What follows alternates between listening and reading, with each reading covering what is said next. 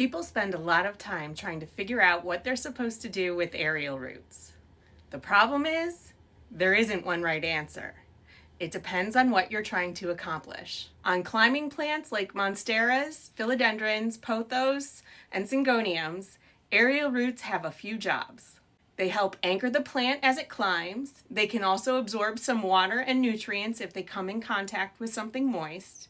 And if they eventually grow into the soil, they can continue growing and functioning just like underground roots. But that doesn't mean every aerial root needs to end up in the soil. If you don't like how they look, you can trim them off. Just know they do have a purpose. So if your goal is the absolute fastest growth possible, I'd probably leave them. But for most healthy houseplants, trimming aerial roots isn't going to make a noticeable difference. So it's really just a trade-off between appearance and function. If you want a little more stability, you can gently guide them into the pot. If you're growing on a moss pole, you can tuck them into the moss, or you can simply leave them alone. Now let's say you've got one that's been growing across the floor for months.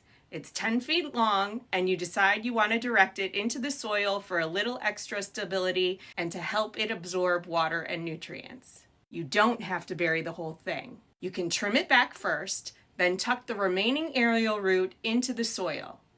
Even though you remove the growing tip, that root can still continue growing and produce new root branches once it's in the soil.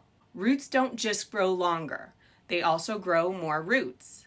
So instead of asking, what's the right thing to do with aerial roots? Ask yourself, what am I trying to accomplish? Because whether you trim them, guide them into the soil, attach them to a support, or leave them alone, they can all be the right choice depending on your goal.